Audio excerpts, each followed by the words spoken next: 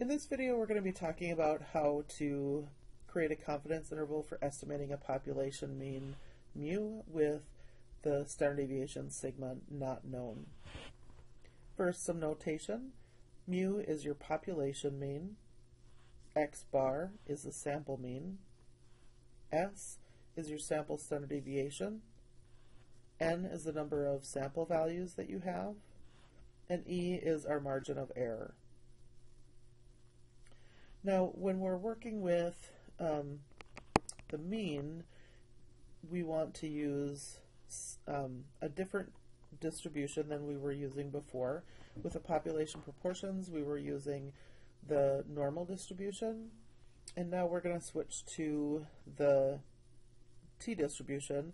The t-distribution is very similar to the normal distribution. It has the same shape, but depending on what size n you have, it might be more spread out. One of the differences there is that the t-distribution is a little bit more spread out than the normal distribution, but it does still have the bell-shaped curve, and it is still symmetric. We also need something called degrees of freedom when we're using the t-distribution, and the number of degrees of freedom that we will have is n minus 1. So you take how many data values you have and subtract 1. So n minus 1 for your degrees of freedom. The requirements, of course, it has to be a sample from a simple random sample, and either or both of these conditions have to be satisfied. The population is normally distributed, or n is greater than 30. And in order to calculate the confidence interval estimate of mu, we would do x bar minus the mean and x bar plus the mean. So this was a subtractant. The second one was a subtraction symbol. That should be changed to an addition symbol. So here is our formula for E. It's t sub alpha over 2 times s, your standard deviation for the sample, divided by the square root of n. And again, you can either use this inequality notation for your confidence interval, or you can use this interval notation. I would prefer that you not use this one, and this is actually my number one choice would be to list it as an interval. For rounding purposes, there are this is in general, this is what the rounding rules would be. I will usually try to tell you this is how many decimal places I want this rounded to, and certainly MyMathLab will tell you and is also very picky. So the general rule is that if you have original data, you want to go one more than the data. For summary statistics, it's the same as the sample mean. Also, when you're rounding things, you want to wait until you get done with all of your calculations and then round at the end. The error you can round, just make sure that you go at least one decimal place beyond where you want your final answer to be. Otherwise, you can end up with numbers being off because you rounded too soon.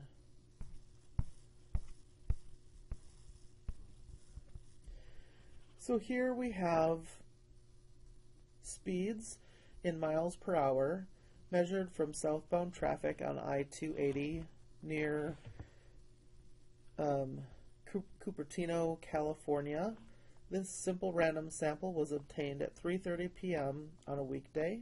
The speed limit for this road is 65 miles per hour. Use the sample data to construct a 95% confidence interval for the mean speed. What does the confidence interval suggest about the mean speed? So first we need to find our sample mean and the sample standard deviation. And so you can enter those data values into your calculator, and once you have them in a list, then on your calculator you're going to want to hit stat, arrow over to calc, and then it's 1var stat is what you need to do there. So on your calculator you want to edit your list, and then once you get your list in there with these data values, then you're going to want to hit stat again. Go to calc, and 1var stat is the very first option there, so you're going to want to select that. And then push enter, and it should give you all of this information. So x bar, our sample mean, ends up being 60.7. And our sample standard deviation, so that would be the SX value on your calculator, that's 4.1. We have 12 data points, so n is equal to 12, and our degrees of freedom is n minus 1, which would be 12 minus 1, or 11. So now we need to calculate the error. The error formula is t sub alpha over 2 times s divided by the square root of n. And so we need to get out the t-table and figure out what t sub alpha over 2 is. So again, the t-distribution is a bell-shaped curve just like the normal curve, and we want a 95% confidence interval. So we want 95% to be in the middle. That means that 2.5% is going to be in the tails. And we want to find this critical value that's positive. So just like the standard normal, the t-distribution is centered around 0. So we need to find this value here, and I'm going to pull up a t-table for you. Okay, so here is the t-table that you can find in the formula and table sheet that's in D2L. It's also the one that's provided with your textbook.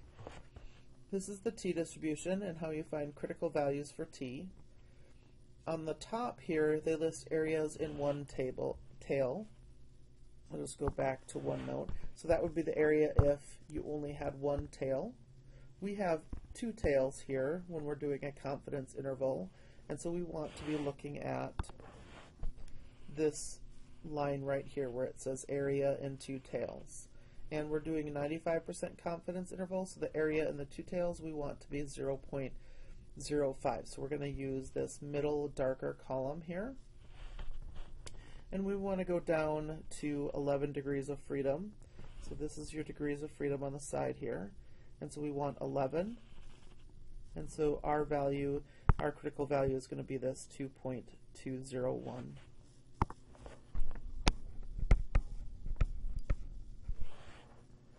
And then we multiply that by our standard deviation, 4.1, over the square root of n, which was 12. And so if we enter that into our calculator, we get 2.605 for our error. And when you type this into your calculator, you're going to want to type the 2.201 times, and then parenthesis, and just like it looks here, 4.1 divided by, and then you should have a square root symbol of 12. And then usually you have to arrow right to get out from underneath your square root. Depends on your calculator. Okay, and then we take our x bar and we subtract the error. So that will be 60.7 minus 2.605. That gives us 58.095. And then take the mean x bar plus the error. So that's 60.7 plus 2.605. And that gives us 63.305. So the two ways for us to write out our confidence interval are 58.0. So 0.95, if we're going to follow the rules, we would just be rounding this to one decimal place. And then 63.3. So this is my preferred way for writing out the confidence interval. You could also write 58.1 is less than mu is less than 63.3. And then the other part of this question, what does the confidence interval suggest about the speed limit? So we are 95% sure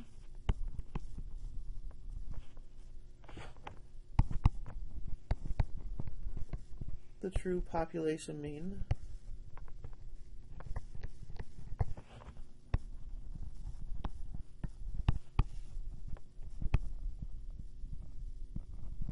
is between 58.1 and 63.3 miles per hour. This suggests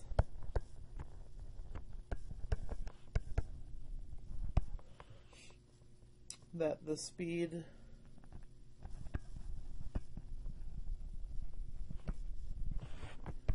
on I-280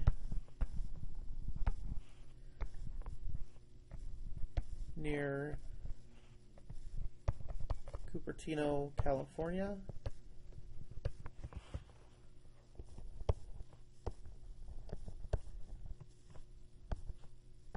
on weekdays at 3:30 p.m.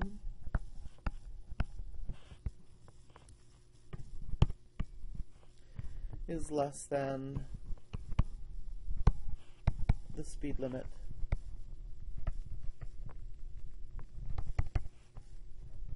of 65 miles per hour.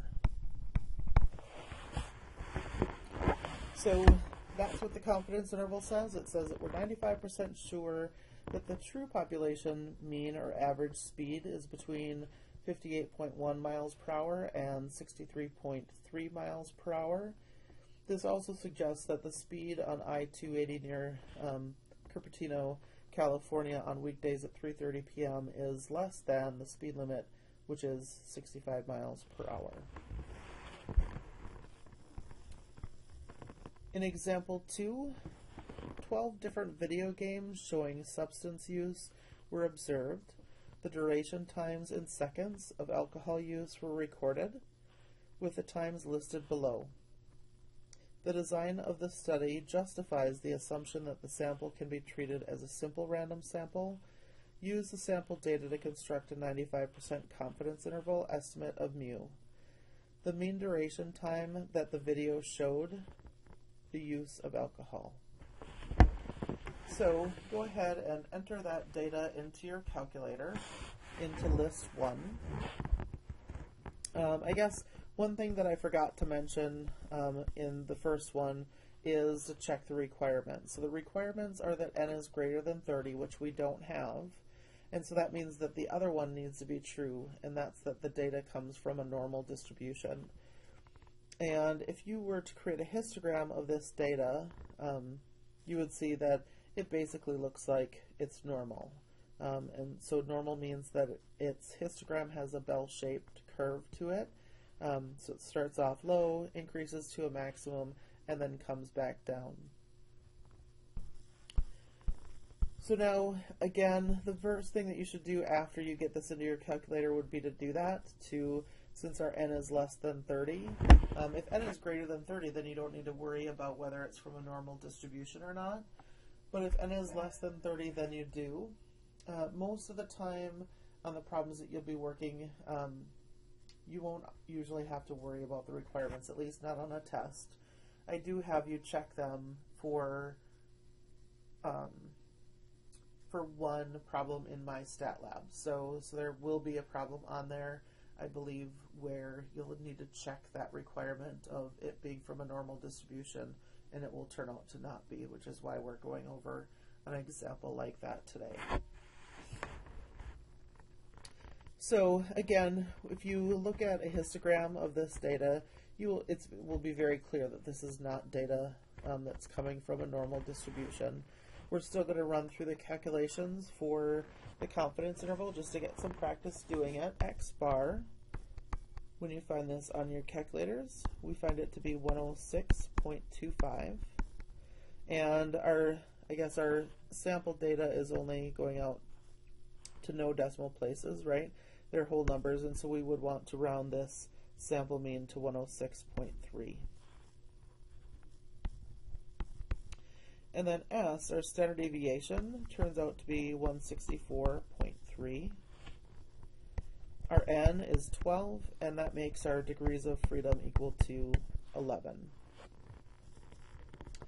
So now we can calculate E. E is T sub alpha over 2 times S over the square root of N. So we're doing a 95% confidence interval with 11 degrees of freedom. So let's bring up that table. It's the same as what we had before. So you go to 11 degrees of freedom is right here. And we want area in two tails. Because it's 95%, we would use this 0.05 column. And so again, it's the same as it was before, 2.201. So if we were doing a 90% confidence interval instead, just so that you can see how things work in this table, we would want the area in both of our tails to be 0.1. And with 11 degrees of freedom, that would give us 1.796 as our critical value, T sub alpha over 2.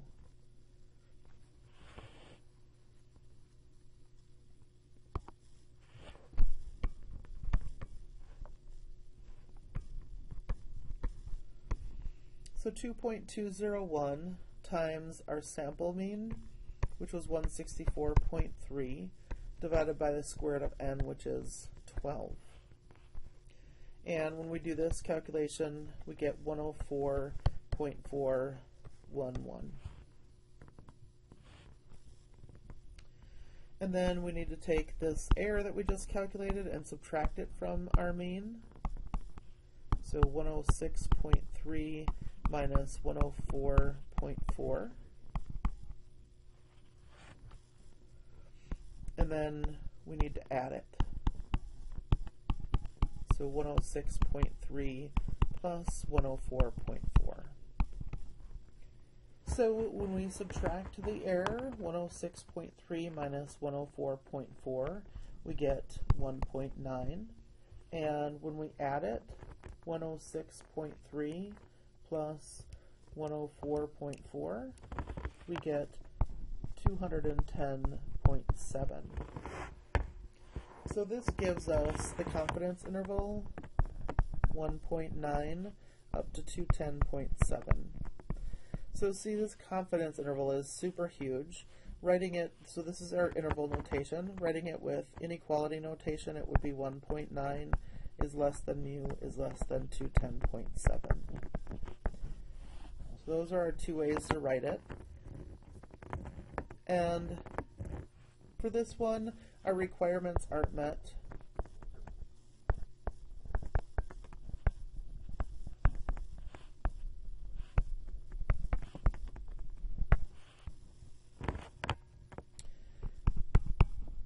The data is not from a normal distribution.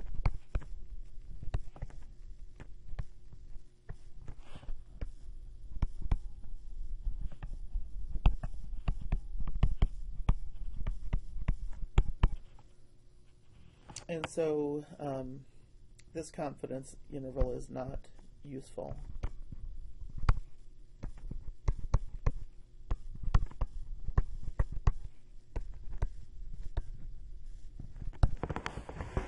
And again, once you get that data into your calculator, you can actually create a histogram right with your graphing calculators.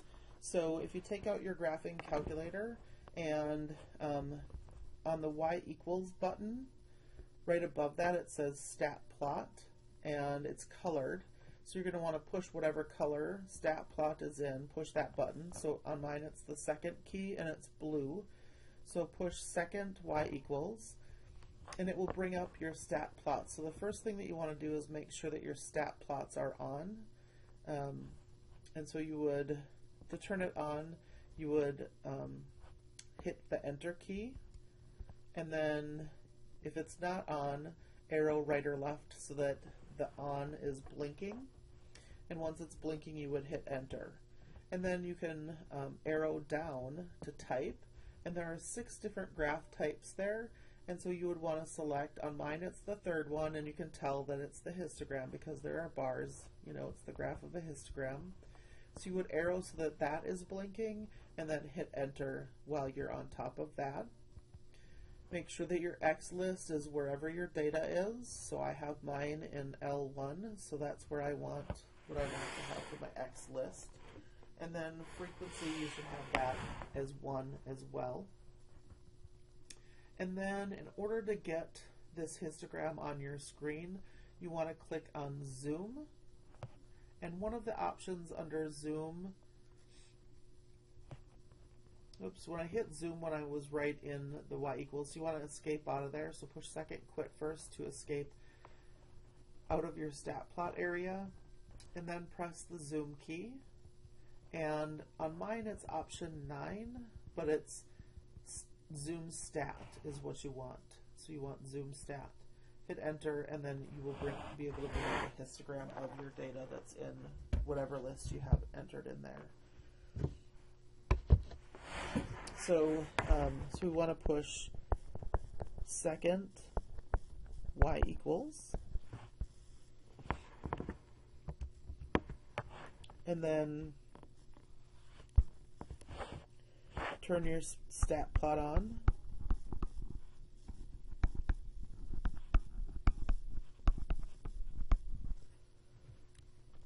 And then you want to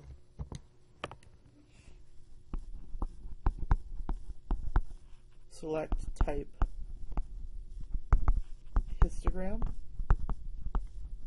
Again, you're going to arrow over until you have the graph that has the bars blinking, and then push enter. That's how you change the setting on that. And then your X list, you want that to be L1, and then frequency, you want that to be 1. So this is how you would turn this on. Once you get that, you want to exit out of there. So that would be second mode is the quit button. And then you want to push Zoom. And then from Zoom you want Zoom stat. Is the option that you want. If you don't do that Zoom stat thing, then you probably won't be able to see your graph at all. Okay, so that is all we have for this lecture. Please let me know if you have any questions at all, and I hope you're having a great day.